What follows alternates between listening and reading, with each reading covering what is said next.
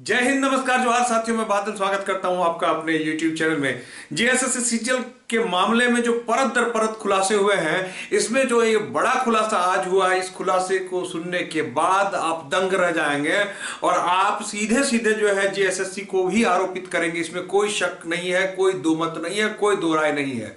जी हाँ, GSSC CGL में जो व्याप्त भ्रष्टाचार हुआ है, जीएसएससी सीजीएल में जो पेपर लीक हुआ था, उसको लेकर जो जांच चल रही थी, उस जांच में जो सनसनीखेज खुलासे हुए हैं, इस खुलासे के बाद जीएसएससी भी अब एक बार संदेह के घेरे में आ जाती है।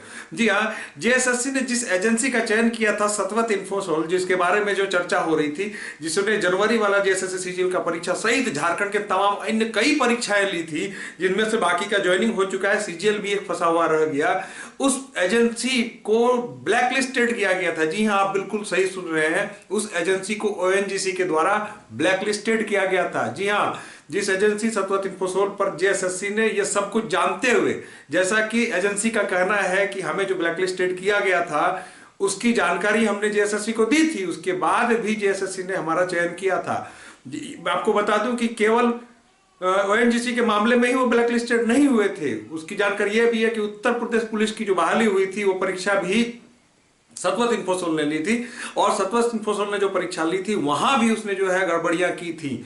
हालांकि ओएनजीसी के द्वारा जो ब्लैकलिस्टेड किया गया था, उसको जो है देहरादून हाईकोर्ट ने स्टे लगा दिया था, और उसके बाद उत्तर प्रदेश पुलिस में भी जो गड़बड़ियां परीक्षा में हुई थी, ये सब जानने के बाद भी जीएसएससी सीजीएल की परीक्षा के लिए और तमाम अन्य उत्साह जो पीजीटी, लैब असिस्टेंट वगैरह वगैरह जो भी परीक्षाएं जो सतवत इंफोसोल के द्वारा ली गई, उन परीक्षाओं के लिए जीएसएससी द्वारा इसको सब कुछ जानते हुए भी हायर किया गया। आखिर क्यों? और इन तमाम मुद्दों से 6 सवाल उपज के सामने आए हैं। इन 6 सवालों का जवाब कौन देगा? ये 6 महत्वपूर्ण सवाल है, जरा गौर से सुनिएगा। 6 सवालों को बताऊं उसके पहले मैं आप सबको जानकारी के लिए बता दूं मित्रों कि अगर आप बोकारो या आसपास रहते हैं तो हमारे बोकारो इंस्टीट्यूट, जो कि चास के तेलीडी रोड में है, हम लोगों ने जीएसएससी एलडीसी के लिए, क्षेत्रीय कार्यकर्ता के लिए, झारखंड पुलिस उत्पाद सिपाही तमाम जो परीक्षा है उनके लिए बैचेज प्रारंभ कर दी है। आप उन बैचेज से जुड़ के अपनी तैयारी कर सकते हैं। साथ ही जैसे ही सीटेट की परीक्षा ओवर हो गई, हमारे पास फिर से पुनः एक बार जेटेट और सीटेट की बैच भी प्रारंभ हो चुकी है। आप अगर बोकारो आसपास है तो इन तमाम बैचेज से जुड़ के अपनी तैयारी को मुकम्मल कर सकते हैं। दिए गए नंबर पर आप फोन करके हमसे बैच में इंक्वायरी के लिए संपर्क कर सकते हैं। चलिए, अब 6 महत्वपूर्ण सवाल जो इस पर जो उठे हैं, इन 6 सवालों के बारे में हम लोग एक बार जान लेते हैं कि क्या ये 6 सवाल हैं, और इन 6 सवालों का जवाब झारखंड का एक एक छात्र चाहेगा, क्योंकि उसके जीवन के 8 वर्ष बर्बाद किए गए हैं। ये 6 सवाल क्या हैं, लीजिए आपके सामने। जो पहला सवाल इसके सामने उठता है कि एसआईटी ने कहा है कि एजेंसी और आयोग के बीच करार में भी गड़बड़ी हुई है। जी हां, एसआईटी कह रही है बात कि आयोग और एजेंसी के बीच में जो है करार में गड़बड़ी हुई है, लेकिन इसके लिए जिम्मेदार कौन है, इसका जवाब नहीं है। इसके लिए जिम्मेदार है कौन, इसका जवाब नहीं है।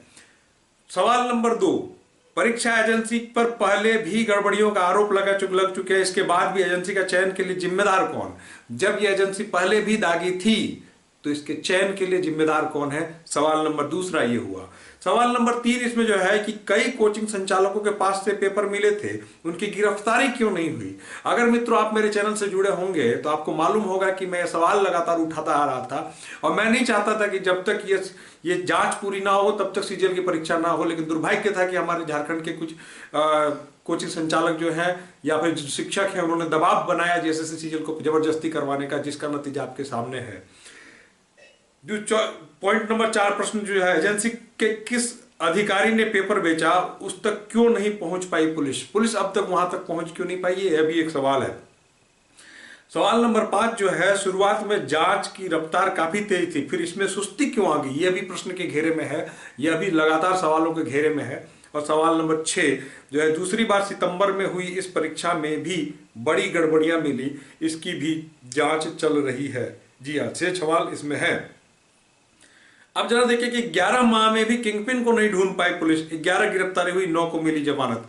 अभी तक इस मामले में 11 गिरफ्तारियां हो चुकी है, उसमें से 9 को जमानत मिल गई है, लेकिन जो किंगपिन है, जो मुख्य आरोपी है, उसको अभी तक पकड़ा नहीं जा सका है, जो अभी भी सवालों के घेरे में है। तो कुल मिला के देख रहे किस प्रकार से परत दर परत जीएसएससी सीजीएल मामले में खुलासे हो रहे हैं, और यह खुलासे कहीं ना कहीं छात्रों को सशंकित कर रहे हैं कि जो अन्य परीक्षाएं हुई हैं जो आगे बढ़ गई हैं, जिसपे छात्रों ने भी आरोप लगाया, जैसे पीजीटी की परीक्षा हो, तथा अन्य जो परीक्षाएं जिस पे छात्रों ने भी आरोप लगाया था, हालांकि उसमें संख्या कम थी, छात्रबल कम थे, जिस वजह से उनको इग्नोर करके उसे आगे बढ़ा दिया गया। कहीं ना कहीं अब जो वो छात्र पुनः जो एक बार उनके वो मन में शंका है कि हम लोग इस चक्कर में पिस गए। हालांकि सीजीएल में छात्रों की संख्या तादाद बड़ी थी, इस वजह से सीजीएल में हंगामा हुआ, सीजीएल पिछली बार रद्द भी हो गया और इस बार भी छात्रों के लगातार प्रयास से सीजीएल जो है कोर्ट में जाने के बाद स्टे लग गया है।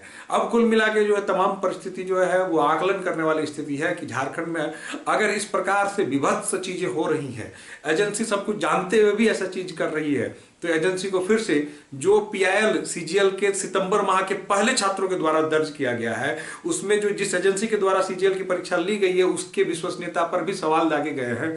कोर्ट में जो है वो पीआईएल अभी है, जो एक पीआईएल जिस पे सुनवाई हुई है उसी के साथ अटैच है, तो इन तमाम जवाब उनको देना पड़ सकता है और इनको दबाव देना भी चाहिए कि दूसरी कौन सी एजेंसी है, क्या उस एजेंसी का सत्वत के साथ कोई लेना देना नहीं है, क्या उसका सत्वत के साथ कोई संपर्क नहीं है। ये सारी चीजें जो है जवाब सवाल जवाब का विषय है। तो तमाम इन बिंदुओं पर जो है झारखंड के छात्रों को सवाल पूछना चाहिए, सरकार को भी स्पष्टीकरण देना चाहिए और आयोग को भी इस पर जवाब देना चाहिए। चूंकि एसआईटी की जांच के बाद स्वतः वो घेरे में आ गई है और ये मैं नहीं कर रहा हूं, यह दैनिक भास्कर का आज का अंक कर रहा है, जो लगातार 3 दिनों से जो है खुलासे दर खुलासे करते जा रहे हैं। तो कुल मिला के जो है तमाम परिस्थितियां जो है संदिग्ध है, संदेह के घेरे में है और ऐसी परिस्थितियां में झारखंड में जो आगामी परीक्षाएं होंगी, जो अन्य परीक्षाएं होने वाली हैं, उन परीक्षाओं पर क्या होगा, उन परीक्षाओं पे क्या हो सकता है, जो ज्वाइनिंग के लिए वेटिंग में है उन परीक्षाओं का क्या होगा, और जो जैसे से बात कर रही है कि नया कैलेंडर जारी किया जा सकता है, तो क्या तमाम इन चीजों को अगर इसी प्रकार से बिना ट्रांसपेरेंसी की परीक्षाओं को लेते चला गया और बार बार छात्र सड़कों पे होंगे, आंदोलनरत होंगे और इसका कोई निष्कर्ष नहीं निकलेगा, अंततः जैसे आज एसआईटी की जांच हुई और एसआईटी की जांच में ये रिपोर्ट सामने आई, इसके पहले भी आप जानते हैं कि लगातार छात्रों ने जो सवाल उठाया, सवाल उठाने के बाद छात्रों को विलेन करार दिया जाता है झारखंड में, छात्रों को पार्टी का एजेंट करार दिया जाता है झारखंड में। लेकिन जब दबाव में अंततः जांच की टीम गठित होती है तो उसमें जो फाइंडिंग्स निकलते हैं वो चौंकाने वाले होते हैं।